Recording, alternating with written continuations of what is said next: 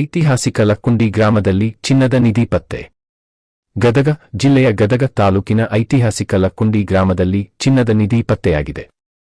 ಲಕ್ಕುಂಡಿ ಗ್ರಾಮದ 4ನೆಯ ವಾರ್ಡಿನ ನಿವಾಸಿ ಗಂಗವ್ವ ಬಸವರಾಜ್ ರಿತ್ತಿ ಎಂಬುವರ ಮನೆಯ ಜಾಗದಲ್ಲಿ ಚಿನ್ನದ ನಿಧಿ ಪತ್ತೆಯಾಗಿದೆ. ರಿತ್ತಿ ಇವರ ಮನೆಯ ಅಡಿಪಾಯ ತೆಗೆಯುವ ಸಂದರ್ಭದಲ್ಲಿ ಅಂದಾಜು ಸುಮಾರು 1 ಕೆಜಿ ತೂಕದ ಚಿನ್ನ ತುಂಬಿದ ಒಂದು ತಂಬಿಗೆ ದೊರೆತಿದೆ. ತಂಬಿಗೆಯ ಒಳಗೆ ಚೈನ್, ಬಳೆ, ರಿಂಗ್ ಆಕಾರದ ಅಂದಾಜು 1 ಕೆಜಿ ತೂಕದ ಚಿನ್ನಾಭರಣಗಳು ಇವೆ ಎಂದು ಮಾಹಿತಿ ಲಭ್ಯವಾಗಿದೆ. ಲಕ್ಕುಂಡಿಯಲ್ಲಿ ಚಿನ್ನದ ನಿಧಿ ಪತ್ತೆಯಾಗಿದೆ ಎಂಬ ಸುದ್ದಿ ಹರಡುತ್ತಿದ್ದಂತೆ ನಿಧಿ ವೀಕ್ಷಿಸಲು ಜನರು ಕುತೂಹಲದಿಂದ ತಂಡಗಳೊಂದಿಗೆ ಸಾವಿರಾರು ಸಂಖ್ಯೆಯಲ್ಲಿ ಜಮಾಯಿಸಿದ್ದಾರೆ. ಚಿನ್ನದ ನಿಧಿ ಪತ್ತೆಯಾದ ಸ್ಥಳಕ್ಕೆ ಅಪರ ಜಿಲ್ಲಾಧಿಕಾರಿ ದುರ್ಗೇಶ್, ವಿಭಾಗಾಧಿಕಾರಿ ಗಂಗಪ್ಪ, ಪೊಲೀಸ್ ಅಧೀಕ್ಷಕ ರೋಹನ್ ಜಗದೀಶ್, ಕಾರ್ಯನಿರ್ವಾಹಕ ದಂಡಾಧಿಕಾರಿ ಶ್ರೀನಿವಾಸ್ ಕುಲಕರ್ಣಿ ಸೇರಿದಂತೆ ಲಕ್ಕುಂಡಿ ಪ್ರಾಧಿಕಾರದ ಸದಸ್ಯರು ಹಾಗೂ ಪುರಾತತ್ವ ಇಲಾಖೆಯ ಸಿಬ್ಬಂದಿಗಳು ಭೇಟಿ ನೀಡುವ ಮೂಲಕ ಪರಿಶೀಲನೆ ನಡೆಸಿದ್ದು, ಪತ್ತೆಯಾಗಿರುವ ಚಿನ್ನಾಭರಣಗಳು ಯಾರ ಕಾಲದ್ದು ಇರಬಹುದು ಎಂದು ಮಾಹಿತಿ ಸಂಗ್ರಹಿಸುತ್ತಿದ್ದಾರೆ. ವರದಿ ಚಂದ್ರಶೇಖರ ಸೋಮಣ್ಣವರ.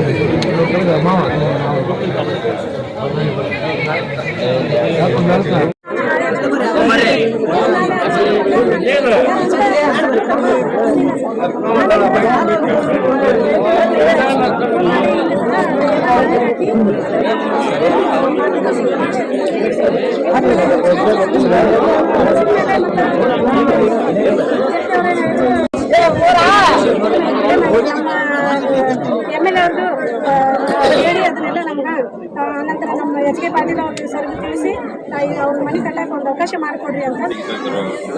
ಕೈ ಮುಂದೆ ಈ ಪ್ರಜ್ವಲ್ ರೀತಿ ಅನ್ನೋ ಹುಡುಗ ಅದು ಸಿಕ್ಬಿಟ್ಟೆ ಅಲ್ಲಿ ಮನೆ ಹತ್ರ ಎಲ್ಲ ತೋರಿಸಿದಾನ. ಆಮೇಲೆ ಮೆಂಬರ್ ಬಂದಿದಾರೆ, ಮೆಂಬರ್ಗೆ ತೋರಿಸಿದ. ಮೆಂಬರ್ ಫೋನ್ ಮಾಡಿ ನನಗೆ ಅಧ್ಯಕ್ಷರ ಹಿಂಗೆ ಒಂದು ಇದು ಸಿಕ್ಕೈತಿ, ಅದು ಹಿಂಗೆ ಪಾಯ ತೆಗಿ ಮುಂದೆ ದಯವಿಟ್ಟು ಮೆಂಬರ್ ಜಲ್ದಿ ಅಂತಂದ್ರೆ ನಾನು ಓದನಲ್ಲ ಅಂತ ನೋಡ್ತೀನಿ. ಮತ್ತು ಫೋಟೋ ಕಳಿಸಿರೋದು ಏನು ಅನ್ನೋದನ್ನಂತೆ ನಾನು ನೋಡಿದ್ಬಿಟ್ಟೆ ಮೊನ್ನೆ ಸಚಿವರಾದಂಥ ಎಸ್ ಕೆ ಪಾಟೀಲ್ ಸಾಹೇಬ್ರಿಗೆ ನಾವು ಫೋನ್ ಮುಖಾಂತರ ತಿಳಿಸ್ತೀವಿ. ನಮ್ಮ ಲಕ್ಕುಂಡಿಯಲ್ಲಿ ಒಂದು ನಿಧಿ ಸಿಕ್ಕೈತೆ ಸರ್, ಹಂಗಾಗಿ ನಮ್ಮ ಗಮನಕ್ಕೆ ತರಬೇಕು, ನಾನು ಅದಕ್ಕೆ ತಂದಿದ್ದೀನಿ ಅಂತ. ಆಯ್ತು, ಇಮಿಡಿಯೇಟ್ಲಿ ನಾನು ಎಸ್ ಪಿ ಅವರಿಗೆ ಡಿ ಸಿ ಅವರಿಗೆ ಹೇಳ್ತೀನಿ, ನೀವು ಲಕ್ಕುಂಡಿಗೆ ಹೋಗು ಅಂತ ಹೇಳಿದ್ರು. ಅದ್ರ ಪ್ರಕಾರವಾಗಿ ಡಿ ಸಿ ಅವರು ಎಸ್ ಪಿ ಅವರು ಬಂದಿದ್ದಾರೆ. ಒಂದು